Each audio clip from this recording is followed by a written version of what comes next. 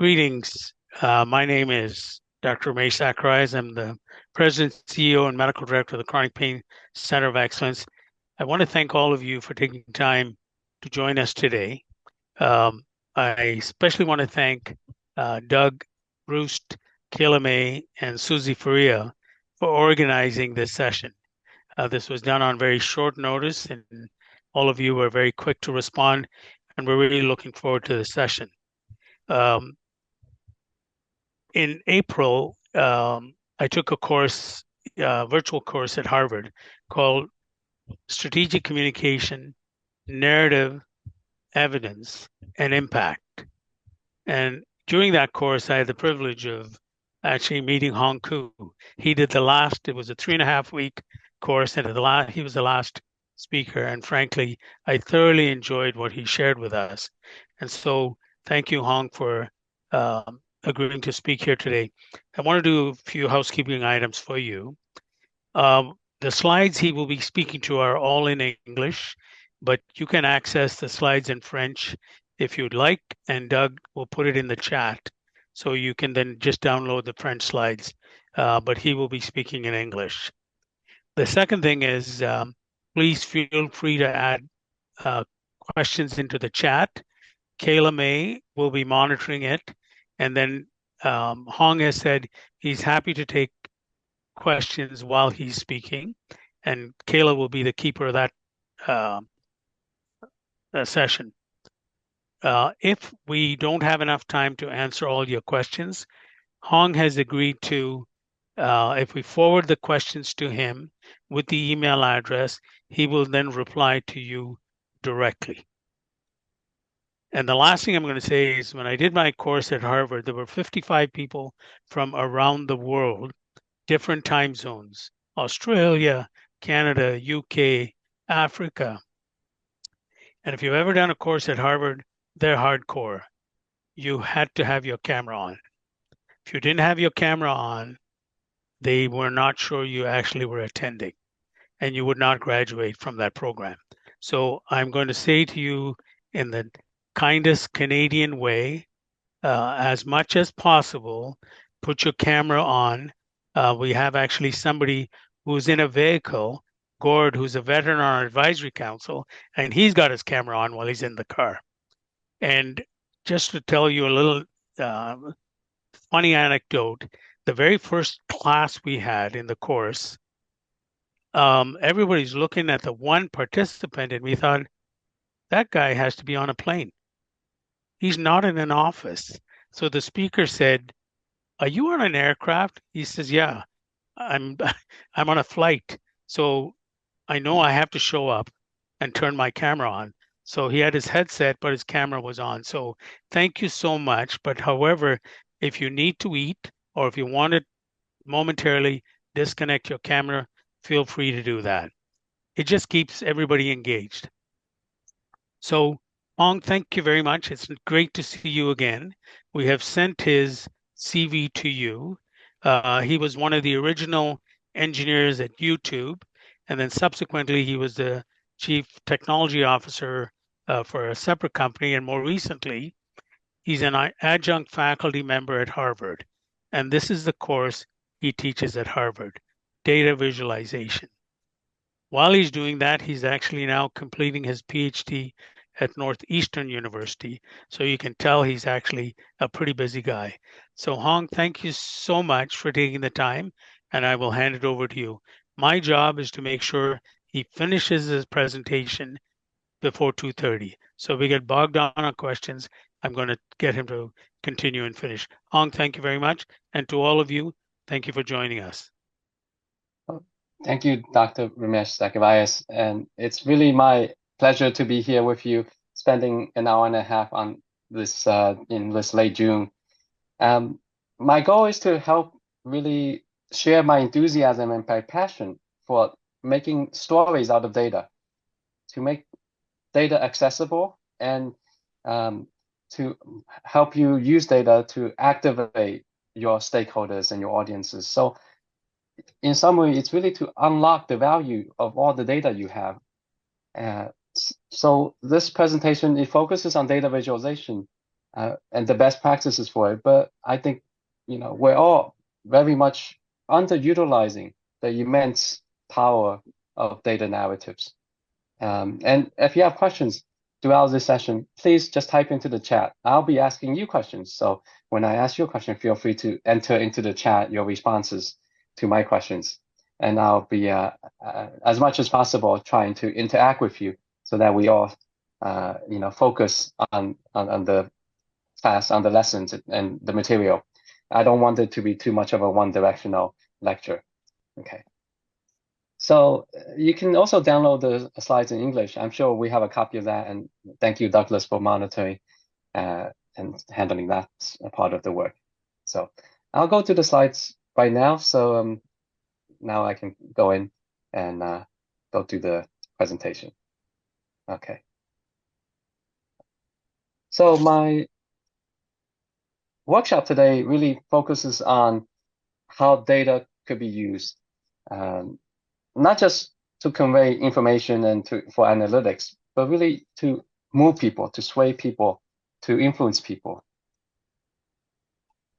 So the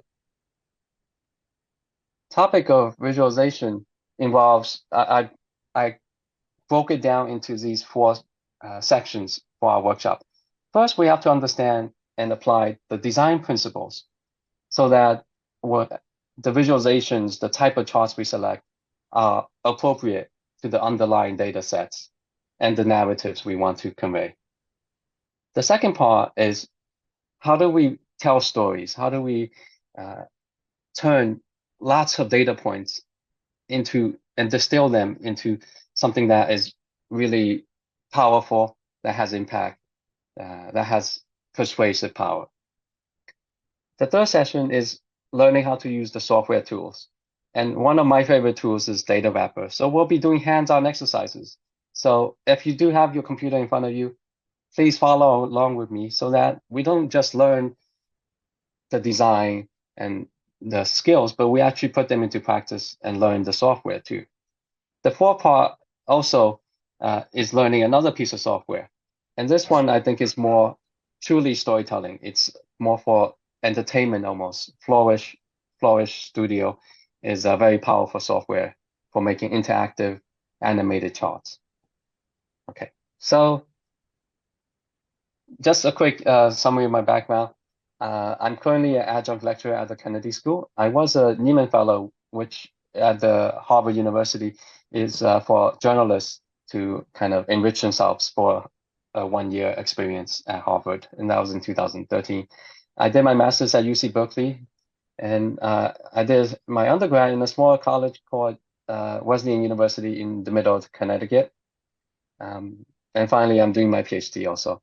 My claim to fame is, as you might have heard, I was one of the first engineers/designers at YouTube, and I helped build that service, that video sharing service, in the early days before Google, it became part of the Google product. Okay, so let's dive in. When you think about data, I have two kids, and my sons are 7 and 9. And they play with Legos, and I often step on the small pieces of Legos. It's one of the most painful experiences if you accidentally step on them at night. But those small pieces are just raw data. Like, you can collect the data, you can generate data, you can track data, you can have instruments measuring data and generating, producing continuous streams of data coming in. But it really has no information. Once you start organizing these Legos into shapes and colors and different arrangements, you have some information. And the information in turn could yield some insights that, that you may use to influence decision making, that could help us inform the situation in the past, the situation in the present, maybe even predict what might happen or make a forecast about what might happen in the future. But in order to really have that information and that data be truly incorporated into your workflow, your organization's culture, you have to start using stories, as you see in this picture of a story of a train station, made from individual pieces of Lego pieces of different colors, but arranged in this narrative. So first, let's begin into the first session. How do we learn about design principles and apply them?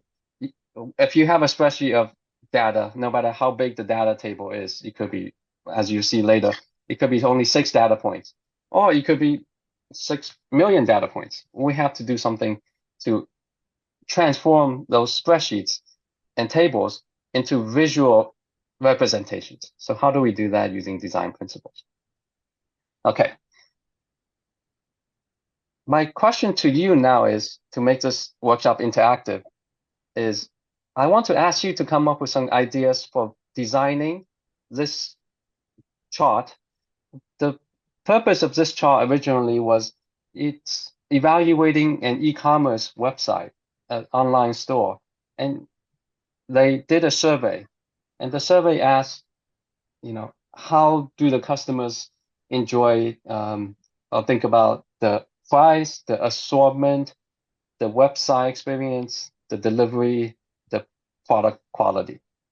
So in the chat space, can you maybe suggest some ways to redesign this chart to make it easier to understand, to make it instantaneously information worthy, informative? So how might we make some changes to here? So I'm already monitoring the chat, and I'll read out some ideas.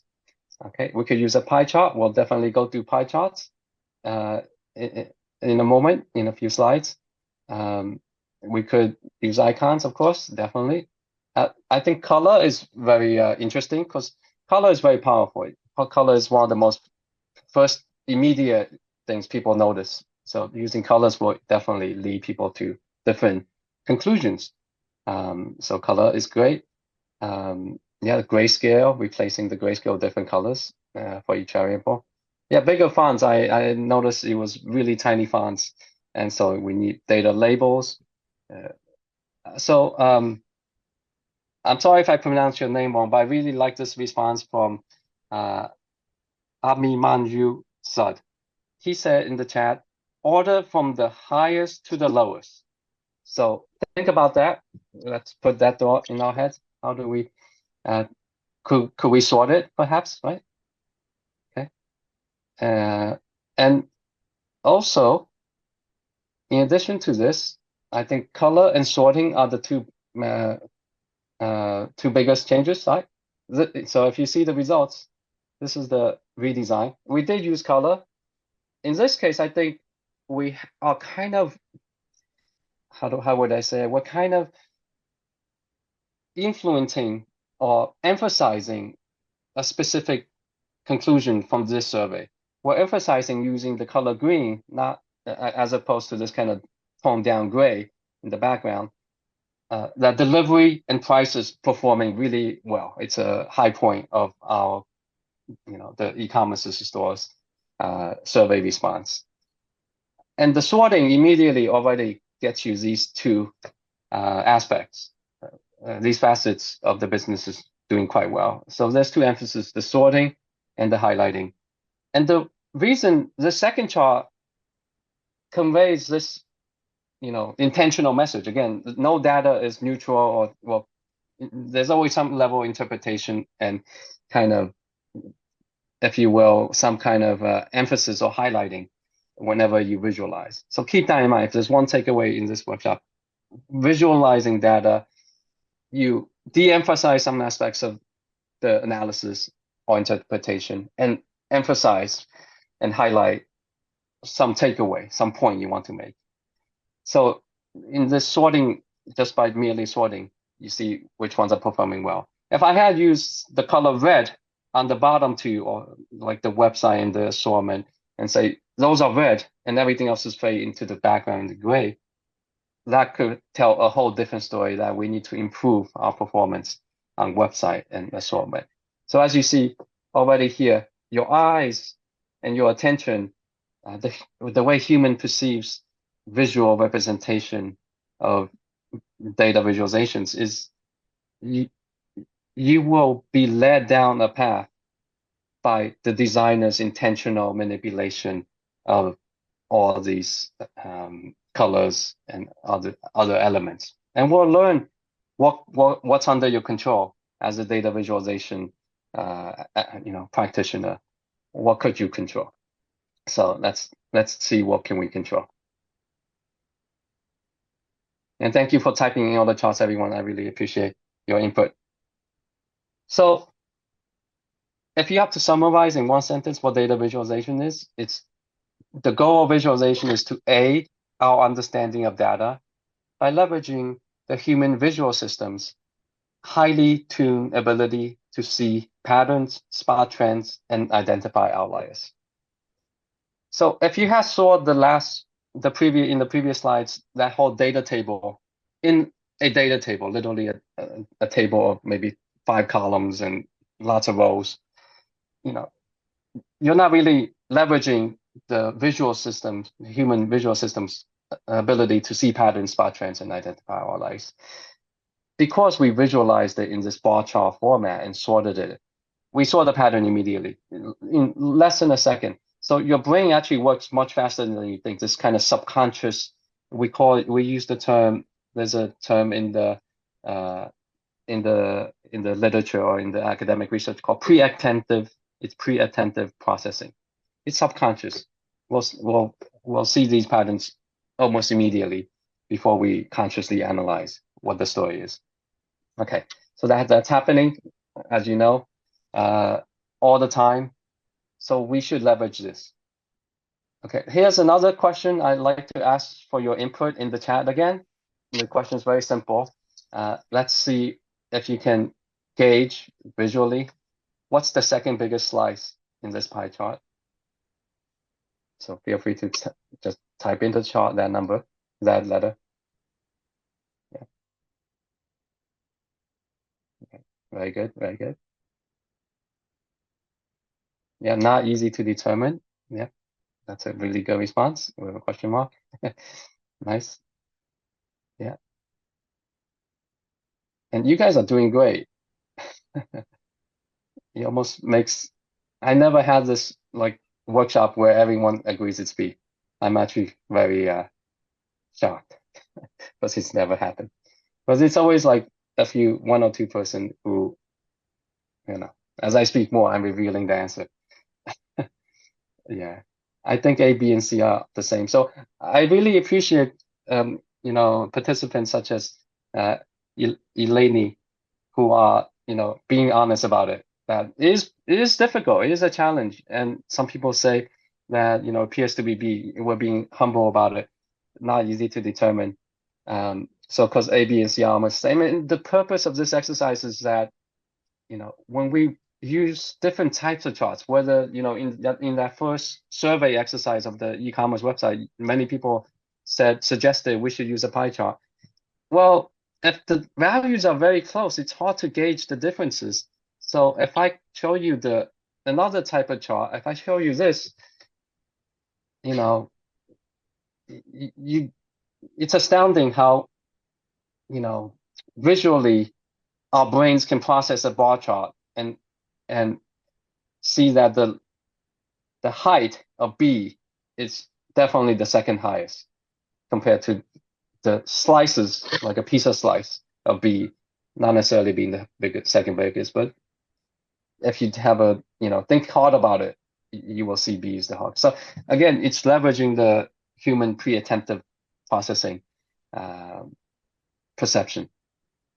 And again, one of the reasons you see so many bar charts in visualizations is that comparing heights and comparing the width in general, that type of encoding it's very easy. Our brains are trained to do that.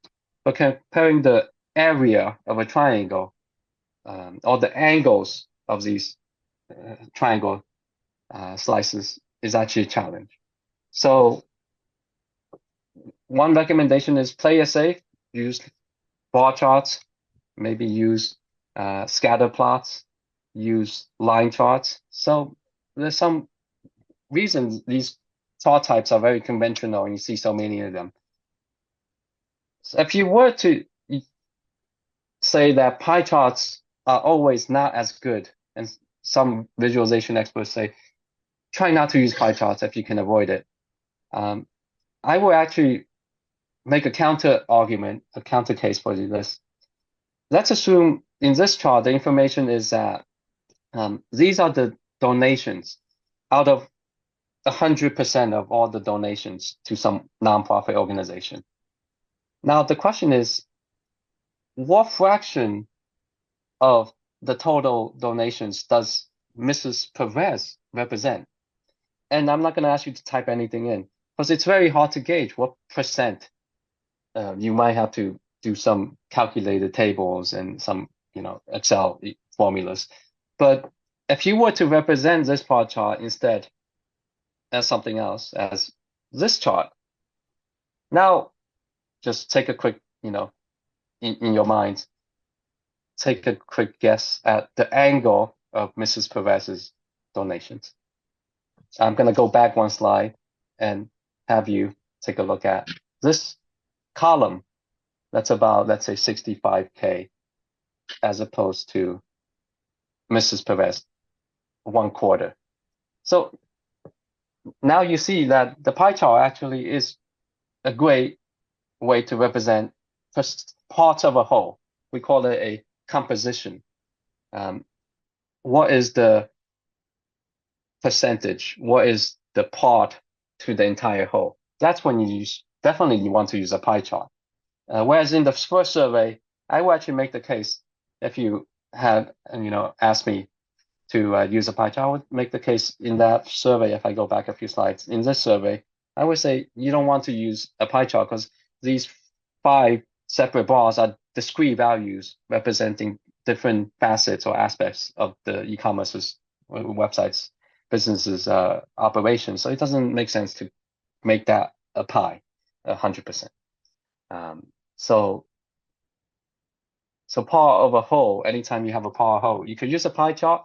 You could use a segmented bar chart as well. Those work fine, a segmented bar chart. So when you do use pie charts, there's some best practices I would like to share with you, because very often we see pie charts where there's so many thin slices, it becomes really difficult to interpret pie charts. But some best practices are these. Okay, some formatting tips for pie charts are always start at 12 o'clock at the very top. If you had a clock, you would begin at 12 o'clock. And you would go by, just like sorting the bar charts, you would choose the biggest slice first, and then the second biggest, and the third biggest, and then smaller and smaller until you get really thin slices at the end.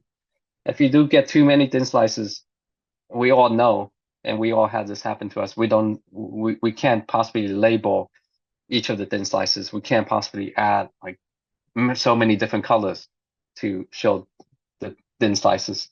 So my recommendation is, if you have more than, let's say, 5, sometimes more than even 3 different categories, if he goes over 5, I would say use a segmented bar chart, or don't use a pie chart. Use some other methods. So in this case, the strategy is the biggest slice first, so the most prominent ones are easy to spot. And also, use different colors for each slice. That makes sense. That's intuitive. Separate the slices and put labels outside of the slices. And notice here they actually label the exact value, whereas in the previous slide, we labeled the percentage value. Again, when you're doing data visualization, you have a lot of control over how you intentionally add the data labels and what format you add them in. It takes an extra maybe 3 minutes, 10 minutes at most to use the software and format these labels. But it's very worthwhile to make your audience's life easier, so that they can immediately take out the insight or the takeaway from these data labels. So go through the extra effort, save some time at the end to do the polish the final version of your chart. Okay. So some tips for the pie chart. All this has been researched and studied for over 50 years. This is kind of how human perception works. And again, I'll share with you that when I teach, the three most common chart types, the three most common types of charts are the bar graph, which is here, the line chart, if it's a line, and the other one is the scatter plot, which is more like here. The scatter plot lets you compare if something's higher or more to the right or more to the left in this kind of XY coordinate space. You see a lot of scatter plots. You see a lot of bar charts, and you see line charts because line charts always use a line chart if you have time series data that goes, in this time series change over time. Those three chart types are very common, and I encourage you to use them when appropriate. What gets a little more difficult and unconventional and risky is when you start using pie charts, when you start using like slope charts. So the angle and the slope are more difficult to gauge differences in the values, in comparing values. And the area, as you know, always we misjudge the precise difference and comparisons between two areas. And whenever you do 3D visualizations, it might be fun as a style, and it may be more entertaining, but for analysis, 3D is not recommended at all. And lastly, we should talk about color, because color is a whole different kind of design instrument, if you will.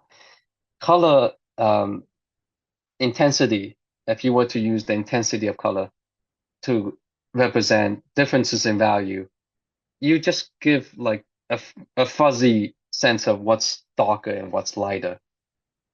And you can't really expect the audience to gauge how much darker or how big is the gap in value. That's why you often have to use legends that has one end and another end. So if you use any time, like on a map, you fill the colors in. I recommend you always have this legend on the corner that shows you the two extreme values and how the spectrum, the intensity of the colors go from one end to the other. So that was a lot.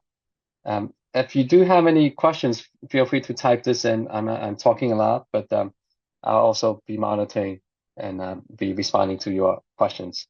But I think with this slide, I'm pretty much done with the first segment of our workshop, which is explaining to you how human perception works, how we can leverage the design to make this, immediate pre-attempted processing work in our favor, how we can highlight some of the specific design elements like sorting, like colors, like data labels, to make our visualizations as intuitive, as easy to understand and comprehend as possible.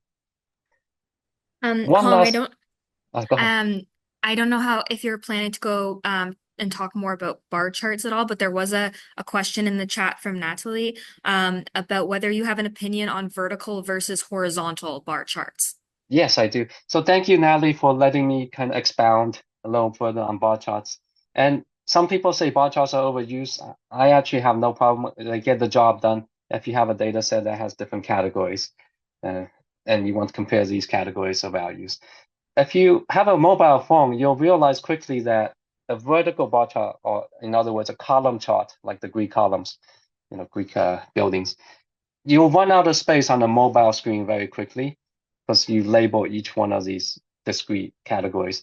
So then if you have too many categories or too many items, you should use a bar chart because the user can just scroll up and down on the mobile screen. So to conserve the width of a chart, I will use a bar chart horizontally. Some vertical charts are good to gauge the height. So if you think higher is better, then maybe you should use bar charts. And in statistics, we often, especially it's more so in scatter plots, but also in column of vertical bar charts, you have the X value being the input value and the Y value being the outcome value. So sometimes by convention, if your audience is more scientific, you might want to say, the Y is the value that's the outcome variable. So you might want to use column charts for that instance to convey the outcome variable. So I hope those are things those will be helpful to you as you consider how to use bar charts and column charts. Great question. Thank you, Natalie. And anyone else, please feel free to jump in. Yeah. And one other thing I want to mention and go back to is that one thing this chart did not do well is that it does not have a title. So this will give us a nice segue to the next section of the workshop. You always have to not just title it, but use a very descriptive title. What is the main message? What is the conclusion of this chart? So this title might be something like, the delivery and price satisfaction. Customers are really satisfied with price and delivery, something like that.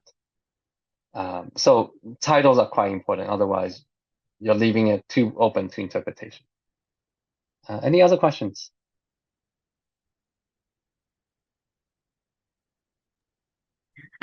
Yes, Hong, there's another question from Norm about your thoughts on the appropriateness of using logarithmic formats to present for inline graphs and curved data. Yes, I sometimes use log, the scale, the log scale.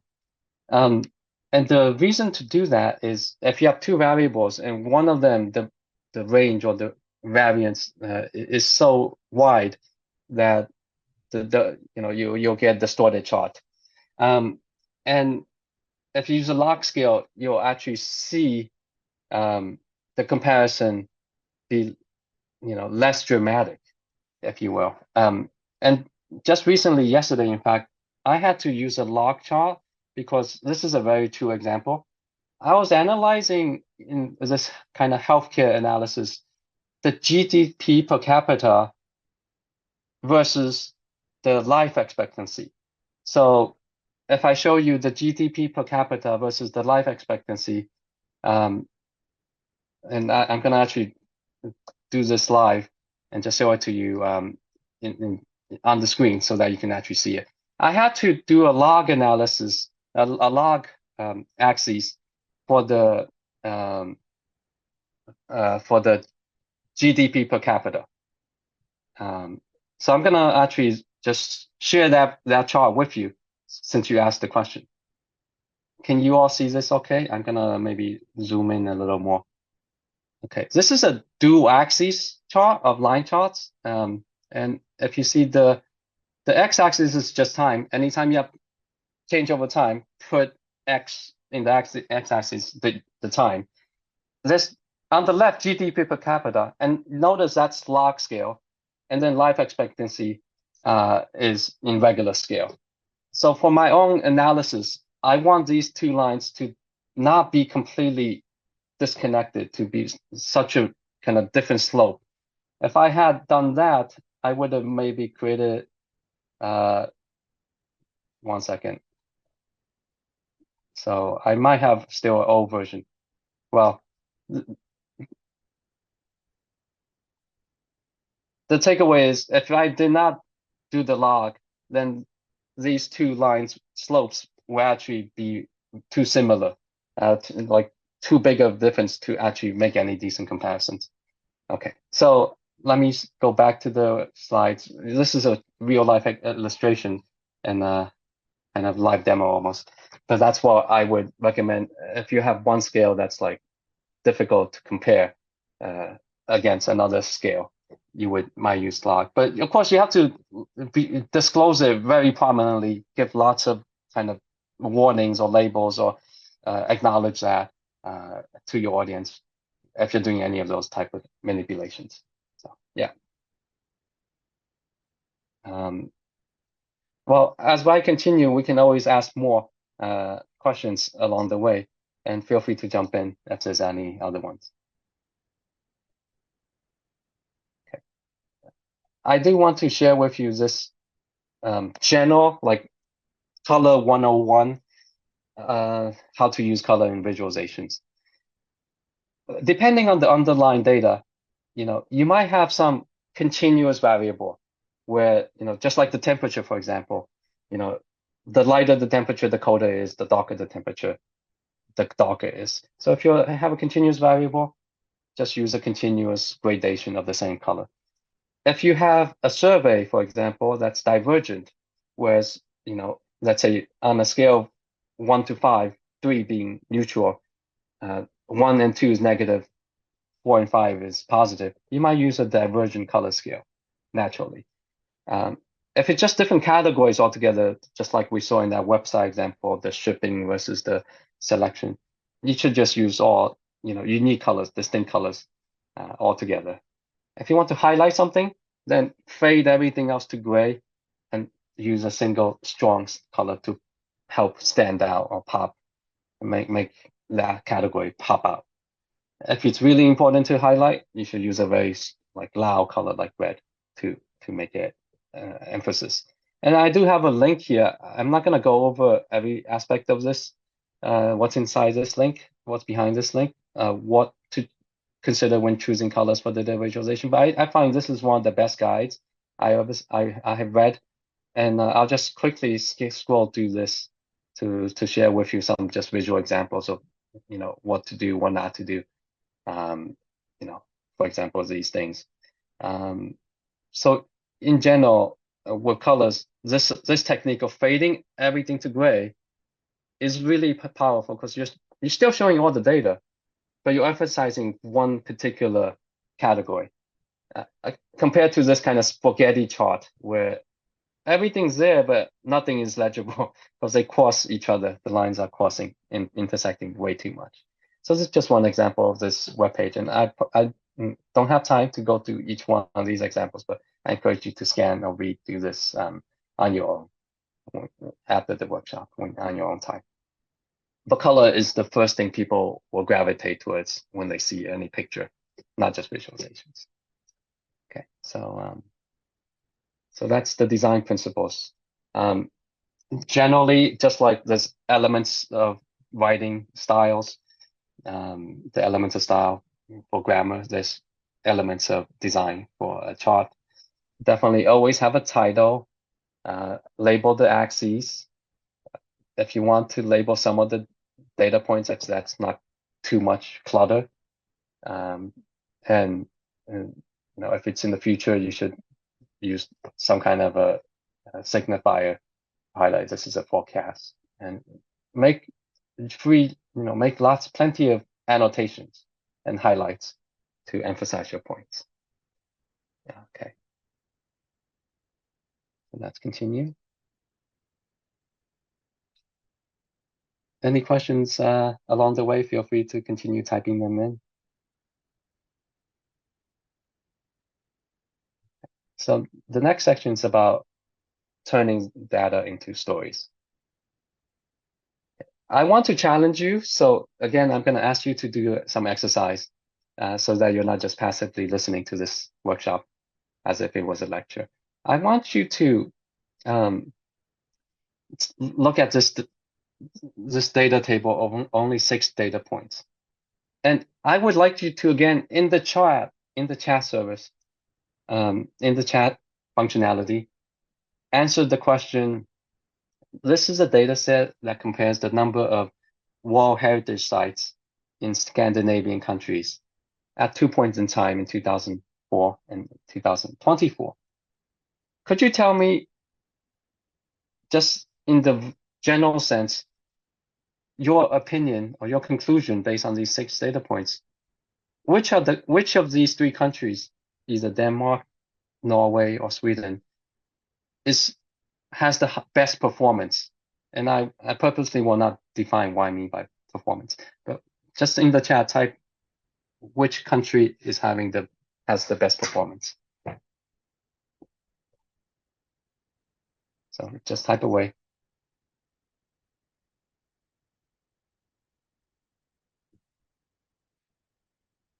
And it's okay to disagree because this whole point of this exercise is to have differences in opinions. And I'm gonna choose Prachi Kana. Please, Prachi Kana, if you are brave enough and would like to speak up, please share with the whole class what you can use your audio and speak in, in the Zoom and your video, of course. So Prachi, why Norway? Can you make a strong case for Norway? My case for Norway is an inclination towards pacifism. Maintained they've maintained a relatively stable and low number of hold on. Yes. Oh, okay. What? Sorry. No, it's good. I'm very happy you made the case because we do have a chart further down in the workshop to make that case. And we'll make that chart too. Yeah, I do wonder if they, the fact that they have fewer heritage sites, and I wonder if that's associated with a greater degree of investment into that piece compared to Denmark or Sweden. Exactly. Yeah. I think, some countries such as Norway might be satisfied. They're happy with, like, they have great sites and they want to maintain them. And lots of people go visit, and myself included, love to visit those places like Bergen and, very beautiful places. So anyone want to venture another, now we can talk and chat because this exercise depends on you guys to speak up. And I see some good kind of analysis type of exploratory moving beyond these 6 data points type of chat comments. So please feel free to just speak up or raise your hand and we'll call on you.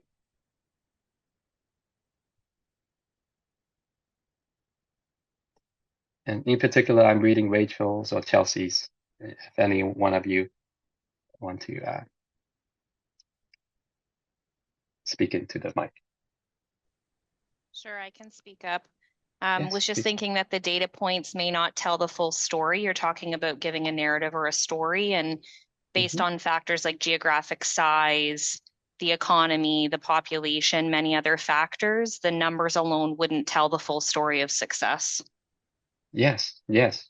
And I think that's a very rational thing to do. You want to normalize, you want to compare the same baseline in terms of either population, GDP, geographic size, because to have a site, you need a decently big country.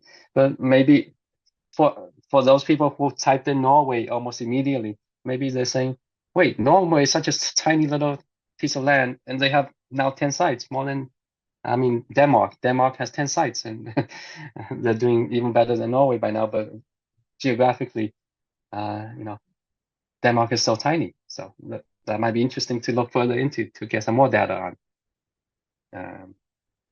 Yeah. So I really think, there's a difference of interpretation again. The data does not speak for itself. You cannot just, especially this kind of 6 data points that's been purposefully cherry-picked, if you will, like curated to provoke differences in analysis, differences in conclusion, yielding different conclusions altogether. So, I want to use this case study, if you will. I want to use this example for our practice as we make these charts in the software. And, I to be honest, we will not be able to do any analysis to kind of divide the number of sites by population or divide the number of sites by GDP. That will be beyond the scope of this workshop. But I think these considerations should be taken into account. How much the Denmark government is, investing in, promoting and getting the United Nations to, nominate and approve these sites. Those are all active contributors in this kind of causal mechanism of why we are seeing these data points. Yeah, what's the criteria basically? I think there's definitely as Luck said, definitely a lot of kind of industrial policy, if you will, for tourism maybe, and that's involved to acquire these designations for these spots. So yeah, and I would say we should put this on the map. We should definitely get the geolocations, that longitude, latitudes, and map these spots in order to maybe tell us more. For those people who think Denmark is doing quite well, we should kind of, modify that or modulate that. So let me show you some results that I have. And I do want to show you, this is a website where I got this exercise from. This is the original design agency. And you can click through this website at your own time. And they have lots of examples. They have like 100 visualizations, literally 100 visualizations of the 6 data points for like these. And you can, on the website, you can select what is the story you want to tell, that, Sweden stays the country with the most sites, or Denmark has going the most sites, and Sweden the fewest. You can really choose a narrative and show the subsets of visualizations and charts that make the point in your favor, whoever you have chosen, whichever country you have decided to side with. I myself made some of these charts just for, using the software, because that's what I do. And you can see on the left side, just a simple bar chart, different years. On the below that, I use luggage cases to kind of playfully say these are travel related themes, and of course, different years, how many more has been added. Again, these two emphasize Sweden is actually doing quite well. On the right side, I think they emphasize the right charts on the right column. Denmark is doing quite well, because you see Denmark going from 4 to 10, and the slope of Denmark below that is going, the steepest. So Denmark is doing quite well as a conclusion. But another chart, if you were to map this, I don't think I have a map in this slide deck, but you'll see that Denmark has a bunch of World Heritage sites, but they're located in Greenland, because, geopolitically, Greenland is part of Denmark in terms of the geography. And so they gain many new sites, like natural geographical sites, nature sites in Greenland. And there's also a difference in terms of the criteria for World Heritage sites. There's 2 categories. There's the cultural sites, and there's the kind of natural sites or nature sites. And Denmark has been excelling more so on the natural sites in Greenland. So that's something interesting to know that might influence our interpretation. But yeah, thank you all for expressing your opinion, and in a way showing this, like, not necessarily total agreement, just looking at 6 data points, as simple as this.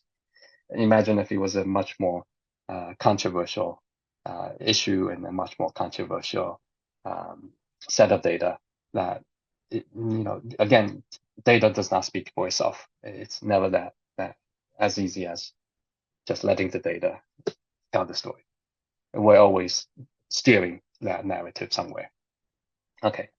And again, being responsible, being ethical, following the best practices as a data analyst, as any professional who uses data in their work, we should do that in a transparent way, not in a very manipulative and distorting way. Okay, so that's something to keep in mind as we work on this. Okay, I think now it's time to transition to the software tools exercises. So I want to teach you how to make charts like this. So let's actually do the hands-on portion of the workshop and go to that. Let's learn to use Data Rapid to make charts, okay? So in this slide, if you can, first go to this link, this tinyurl.com/HKSlecture7. So type that into your browser. If you type that into your browser, you should see the data set. And all I'm going to ask you to do once you get to the data set is I want you to copy those 6 data points. So let's just, if you can see on my screen, you're just copying this, copy it. first just copy it somewhere on your computer. Highlight this data table and copy it. Copy. Okay. So if you will, thank you, Kayla, for making that link easier to get to. Just click through the link in the chart and copy the data table. Great. I see people jumping on because that's how Google Sheet works. I see the number of visitors to this page, so that's great. Thank you for the active participation. If you have a computer in front of you, let's copy this. The next thing I want you to do is go to the website, datawrapper.com, and if Kayla, you can type in datawrapper.de. That'd be great. Datawrapper.de, and you'll see the Data Wrapper webpage, homepage right away. Okay.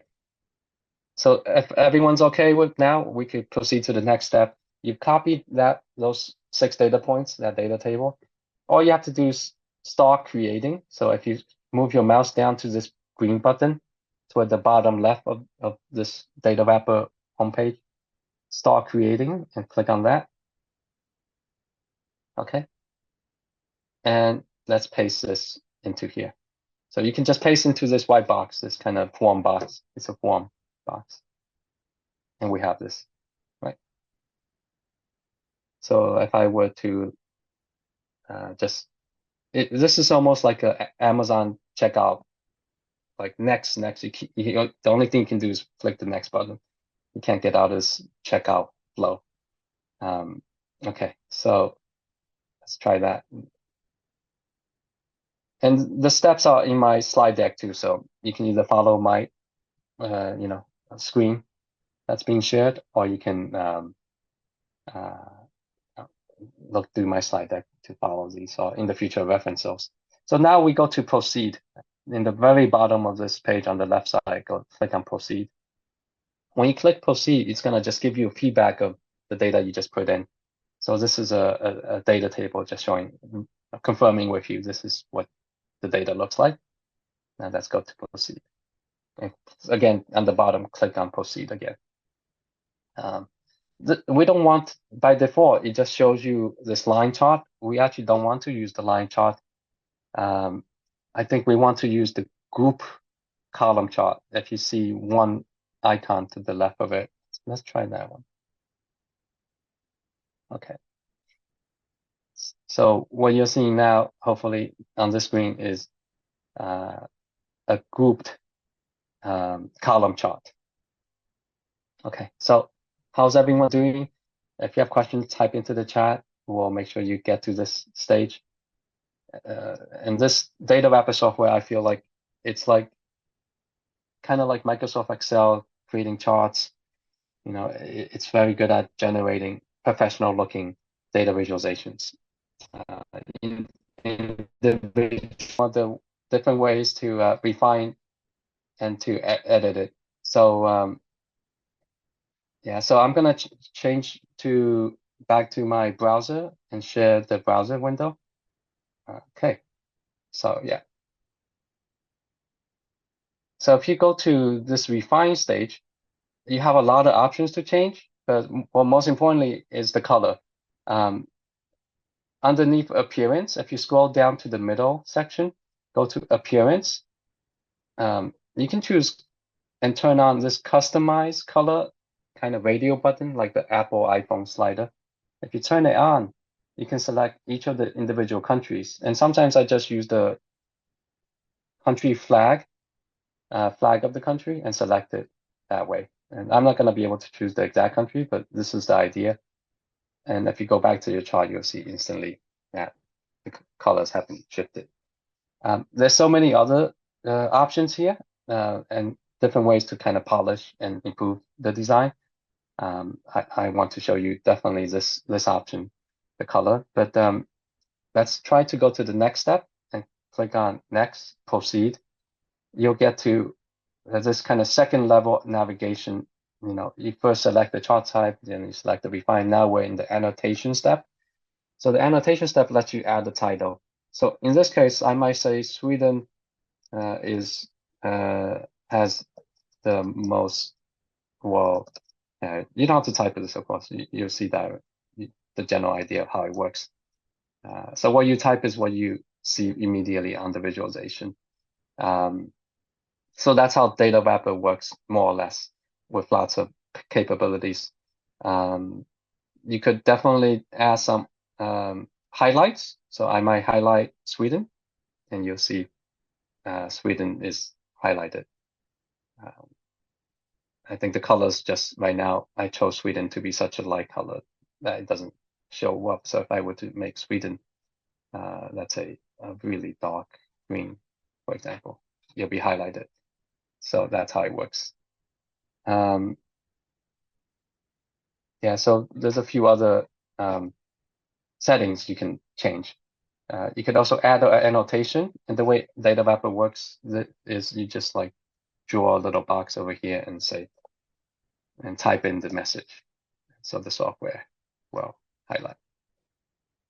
And you can change, just like Microsoft Office, you know, Microsoft Word or anything, you can change many of these settings. You can even draw a line next to the annotation, and it'll, you know, show you this kind of line. Yeah, so it's very flexible. It has very nice functionalities to create a professional looking visualization in a very short amount of time. And if you continue and continue, you'll get to this last point where you can download the image file. And so the one drawback with Data Wrapper is that you'll get this created with Data Wrapper, you know, text inside each of the images and graphs that you create. If you pay for it, which is very expensive, I won't recommend it, but you have the power to remove it if you pay for a subscription fee. At the organizational level, I would, in the hundreds of dollars per month. But this is the final step. You can download it or you can publish it. And just to let you know, your accounts, you cannot publish it yet because you have not verified your email. You would just need to click the link to verify your email address, that it's a real email address, then you can do everything I'm doing for free. So this is a free software with the added, you know, inconvenience that they put their logo as text at the bottom of each of the charts you create.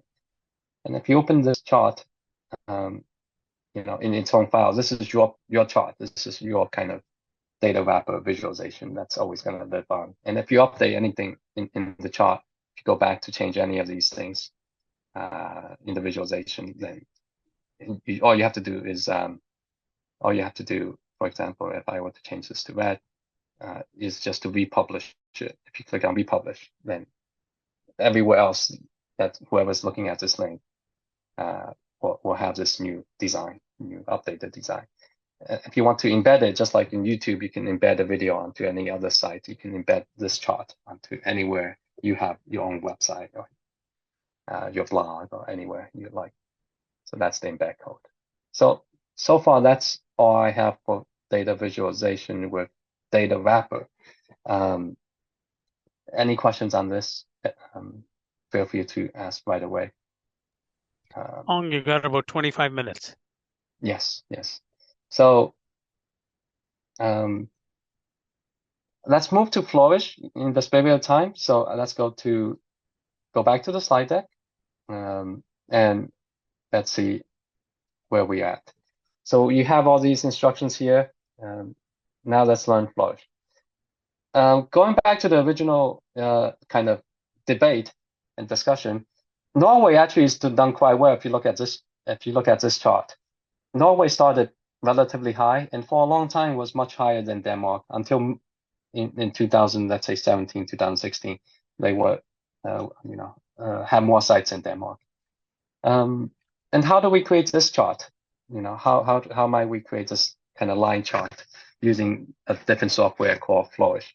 So I'd like you to follow these steps, these instructions, and let's do that. Let's actually go to the next slide here. If you will, let's see.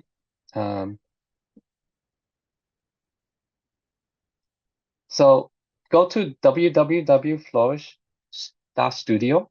If everyone can go to this No, you can't create this because this has animation. I'll show you you can definitely create a simple version of this, but this is the end result I like to create is more entertaining. You might not work you might not work in a PDF report, but you'll work in a presentation pretty nicely. This is what you want to create, if you can see it now. So Flourish has the advantage of animation and kind of, in a way, entertainment to make your visualizations more, exciting, if you will. Okay, we're gonna make this chart right now. So good question. Okay, so let's say you go to Flourish.studio, click on the new visualization link. You have to register, so you might be a little inconvenient, but please feel free to register and set up an account. Click on new visualization.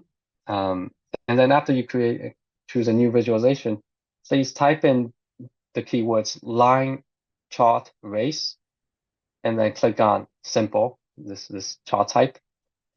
And then copy the data from this URL, and then paste the data here. I'll go through each step on the screen. I just want to give you a preview in the slide deck, and that's it. And that will give you the chart. So I'm going to switch over to my web browser and share that web browser. Okay. Yeah. So I'm going to just open a new window, go to Flourish Studio. And because I have an account, I'm just going to sign into my account. I don't have to register. But if you do register, you can continue registering. Go to new visualization, type in line chart, race. Yeah. And then click on the simple one. Okay. Go to data.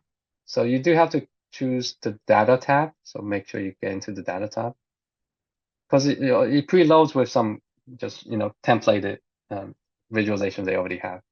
And you should select everything, all the data in here that's already kind of preloaded, and delete them. Press the delete key after you highlight all the data. So Control A or Apple A, and then delete. Now, according to the PowerPoint slides, you should be able to get to this data table. And I see many of you are already there, so you're a step ahead of me. Copy everything and paste it into the data here from A1, and paste it all here. And you have to use the keyboard shortcut Control V or Apple V, and just say paste if you get a warning or like a pop-up window. And now try out, see what you get. See if you're able to get something like this. And if you do, congratulations, you have made this animated line race chart just by following these steps according to the workshop PowerPoint slides. So you have created this. You might not be seeing the flags of the country. So there's a few settings that you could do to you can change to show the flags of the countries. Do you see, if you go back to the data panel, on the right of it, if you scroll down a little bit, there should be like an image column. If you set image to B, see what happens, go back to preview, you will see the flag as the image. Of course, you can change any image you like and put that in the future, right? So image is B. And so that makes a slight change. If you want to control the specific colors of the lines, you go to the preview, and here you can open the color panel. You'll open up like this form box, and you can just type in the words. Let's say I want Norway to be the color yellow. I just type that in. So Norway : space yellow, and now it turns yellow. So those are some settings and controls in Flourish that you can use. And just as a final step, you can publish, download the image. If you click on download image, it will let you save this image file. And if you want to, if you use a software called Canva, which is a very popular kind of communications marketing design software, this company is owned by Canva. So you just click this button, and this chart, this animated interactive chart, could be dragged into your Canva designs in just one. It's just by this single click. And if you want to publish, you can publish it. And I'll show you what the final result looks like if you open the link. This is kind of your Flourish chart. This is the Flourish chart that you own.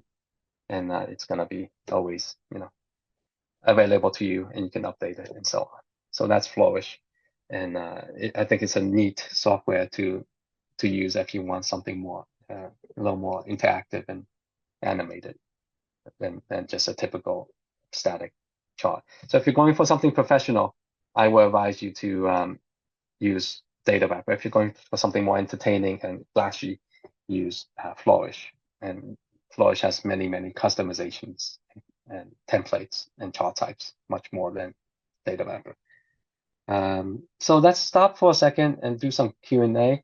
I'm actually gonna stop sharing everything so that we can all see each other and have a nice chat, because sometimes with Zoom, the screen sharing, I think, gets in the way. Feel free to ask me any questions, whether they're technical or theoretical or anything. And I can also look in the chat to try to reply to anyone's comments I haven't replied to. Yeah, so can these charts be used in a PowerPoint slide? The images definitely can, because when you finish making these charts, you can just save it as an image, load those images, insert those images into PowerPoint. So that's, that's very convenient. With the animations, it takes a little extra work. If you use Canva, Canva will show those animations inside the native Canva viewing software. You could always kind of hack it. You can take a screen recording of the animation and then turn that into a small video or animated GIF and put it into your PowerPoint too. Yeah. Yes, Canva works as Canva and PowerPoint integrates pretty well. So you can, for Lauren's question about Canva, you can create a PowerPoint slide in Canva. But when the other person opens it in PowerPoint, they still will see a static image unless you create an animated GIF, going through the extra step of creating a playable video file. And if I may, I just read through the comments and questions. From Chelsea, do you have recommendations for data visualization based on audience? Yes, of course. You have to definitely be audience centric and know who your audience will be and target your designs to them, especially in terms of how sophisticated they are with different types of charts, different types of statistical analysis. And even with someone who has a PhD or who's very sophisticated in data analysis, it doesn't hurt to kind of keep it simple and then allow them to drill down to more advanced analysis and do some exploratory analysis, maybe even with a dashboard design where they can have some self-service. They can, interact with the charts themselves and kind of zoom into the dashboard and get some details and filters. So tools like Tableau, Power BI, other types of software will allow you to, have the more advanced level of exploitative data analysis for that. And then I think Humber asked, any concerns with sharing research data not yet published with these? Yes, that's a common question I get every time I give this workshop. So I'm glad you asked.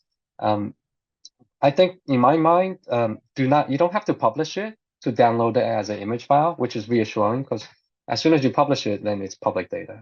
Anyone can get to that URL. But you can save the image file before you click the publish button, which is one safeguard. If it's super sensitive, I would recommend not putting those into the software, into any of these Datawrapper Flourish online visualization software. So if you feel like it's not extremely sensitive, leaving them unpublished yet and then downloading the image file is like a nice in-between compromise. So Javad asked the question, does Power BI and Tableau also have this kind of animation, which we just saw in Flourish? I know Tableau does because I use it frequently for like scatter plots, even maps, line charts definitely. But it doesn't look as fluid and seamless as Flourish. So that's why I often use Flourish for animation. I think Power BI does too, but I'm not as familiar with that software. So, something to keep in mind in terms of animation is that it becomes interesting the first 2 or 3 times you see it, but by the 10th time you see it, it's really just show me the chart, give me the, the static image. So it's nice to have like a wow factor for one-time audience, but not it gets a little tiresome after a while. With any of these two software, I forgot to mention, especially data wrapper, you could store the data in the Google Sheet. And the Google Sheet, if you update the Google Sheet data, the data wrapper software will update that data set. So you can control the data in Google Sheet, just import or link to the Google Sheets link directly. You don't have to cut and paste. And then I think Deb asked, highlighting the key message for your audience or the message you hope to get is understood. Yeah, I think I often do that. I highly recommend doing that extra step of highlighting the key message for your audience, both in the title, in the annotations, in the data design itself with color and highlighted areas. As we saw in our exercise with Sweden and Denmark and Norway, choosing the type of charts will already be steering the audience in one direction. So that's something you have to keep in mind. At this point, I want to show you kind of the concluding slides, the concluding key summary slides of my presentation, so that we make sure we, we have the key takeaways summarized and distilled, all together. Okay, so let me get to that view, and I'll show you that. So what we learned in this workshop in the last hour or so was that we have to understand our audience in the context or the domain expertise of the topic we're visualizing, of the data we're using. We do need to choose an effective visualization. That could be a bar chart, a pie chart, a dashboard, an animation. What kind of chart type should we use? Is it explanatory? Is it exploratory? Once we have chosen the chart and created it in the software by default will give you lots of clutter and options to add designs and remove designs and remove the details. So try as much as possible to declutter, just like, for example, fading all the categories to gray and emphasizing one of Sweden with the color red, for example. So focusing the user's attention, steering their attention to something that you have, some insight that you have already reached through your data analysis. You visualize and represent it in the chart, but you have to focus attention and guide the kind of, guide your message so that they understand, why is this insight relevant to me? How should it influence my decision making or even my actions in the future? And to do that really well, you need to encase it. You need to really tell a narrative along with the visualization. There should be some kind of a story to move people to action. So the general best practice, this is kind of a visualization that explains data visualization. What makes a good visualization is that the data itself is, honest, is transparent, it's accurate. There is a story in the data. There's some type of meaningful, how is it significant to what I'm doing? How is it in the context of the audience's job or the way they live, the way they believe, the stuff they believe? How is this data visualization relevant to me? For you as a communicator, you have a goal, you have a message to deliver. So make sure that goal is achieved. The function of the visualization is to help you convey the message. And then, of course, there's the design decisions. If you're using Excel, you have to do a lot of work to polish the design to make it very professional looking. Many softwares just add too much color, too much elements, too many design, too many design noise and clutter. So if you use Data Wrapper, I think that's the best tool to have a professional, very sleek and streamlined design for all the different chart types you use, whether they're bar charts, line charts, scatter plots, and so on, pie charts. So that's taken care of more and more. The visual design, the kind of aesthetic is taken care of more and more by the new generation of software we have available to use. Okay. And finally, just the key takeaways. When we're communicating meaningful messages using data visualization, There's the data, the raw data. There's the information that has some insight to it, and then the story that is, that is meaningful, that moves people to act.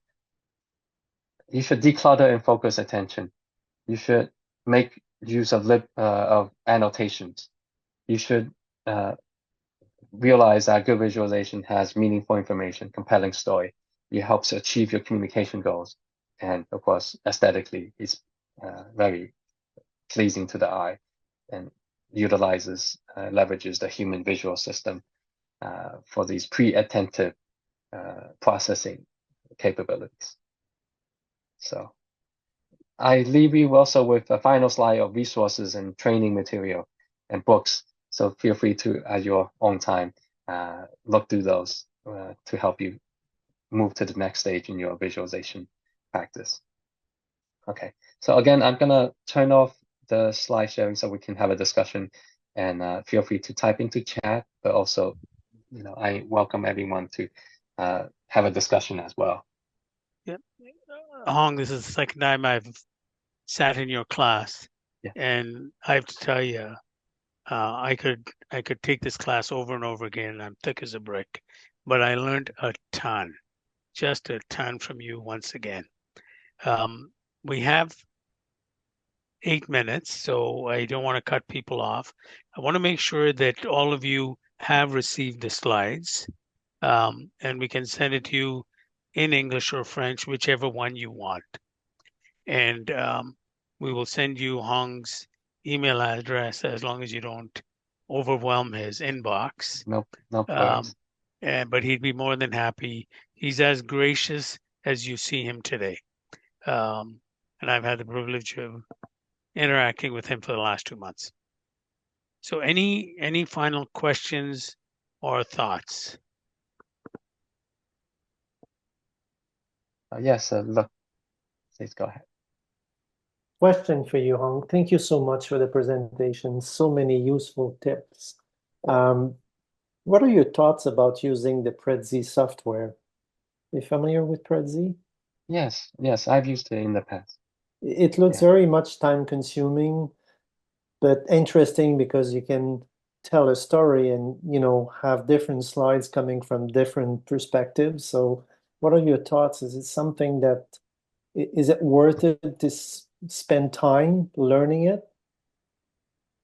So Prezi, just to make sure everyone is aware of it, is a kind of PowerPoint-like presentation, and the unique difference is I feel like it has this kind of spatial motion where you're in one slide and you can kind of move it to the left, and then the next slide slides over, but you can also move it up and down. You can zoom into different levels of narrative. So there's a hierarchy in the storytelling. So I think those are some of its really powerful advantages with Prezi, and it's spelled Prezi, I believe. So if you want to take a look, that's the software. And I've used it in the past also. Like you said, it's a big investment to create each individual slide one by one, and the animation is very, very nice and beautiful. But for certain audiences, I think they are able to comprehend it. But most audiences, in general, I feel like they might get a little motion sickness, or they might feel like it's too much of a animation. So I was using sparingly only if I know my audience cares for that level of that level of kind of almost like art direction. You put a lot of effort in organizing the narrative in like either going vertical or going horizontal to different themes and outlines, kind of like as if you were writing an outline. So yeah, definitely depending on the audience, I would. Do you think it would be more appropriate for researchers? If the researcher is speaking to like an audience that needs very hierarchical, storytelling, where they can go, let's go deeper on this side, or let's go horizontal on this side, and you can quickly zoom in and out, and it's intuitive for them. Yeah. So Taylor, great. Thank you. Thank you. Kayla, did we miss any questions? Well, Luke, I just wanted to check in with you that we did answer your earlier question. Chelsea had asked a similar question about generalizing the choice for visual representation to all people. And I think it was a question about picking different types of charts or different visual representations for different groups of people that you're presenting to. So did you have a follow-up question about that, Luke, or did we answer it? No, I think it was partially answered, but I guess my my question for you Hong, would be, would what you showed from more accurate to less accurate, does that apply for everyone? Does that Yes. yes? Yeah, it does. They've been studies. This is like almost like neurologically studied in human perception. And I'm gonna go back to just to make sure we see the same. We're referring to the same thing, that this hierarchy of precision is here. Yeah, And this one. yeah, I believe the researchers in the field have done extensive testing to show this is the case. And what's not represented here is a line chart. So I would put a line chart even higher. A line chart is very intuitive to understand. That goes left to right.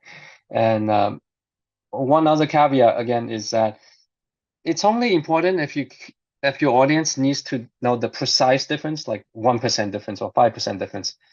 If you're just leaving them with a general impression that there's some, comparison or some relationship, you don't necessarily have to follow this guideline to the point, So this is only critical if the chart type you choose will influence the precise judgment of small differences. So that's the caveat of this hierarchy. One other resource I want to leave you with, and I'm putting this in the chat because I forgot to put it in my final slide. The Economist, as you know, is a wonderful magazine. Not only the writing, but the visualizations are pretty, like, really best in class. And so if you click through this link, they have a style guide, which gives you some nice additional resources to draw from, some additional best practices and tips. And they have a very strict color scheme. They have some, important advice on different chart types that I think you should, try to make use of. So this is a link to the Economist style guide. And if I think if you do read the Economist, you'll see each of the charts are just like they tell the story in the in the article. They emphasize the key takeaway, the key theme or thesis in the article with a very simple line chart or very simple bar chart. But because they've gone through all the work of decluttering these charts to make it minimal, less is more.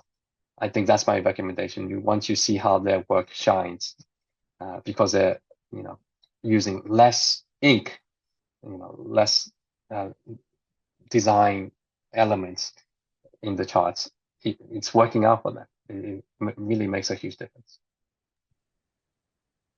Terrific. I want to thank all of you for taking the time to join us today, and I especially want to thank you, Hong, for a fabulous presentation. If there are any other questions, we will forward it to Hong, and he can respond to you. Kayla, Doug, and Susie, thank you for your hard work in putting this together. Take care and enjoy the rest of your day. Thank you very much.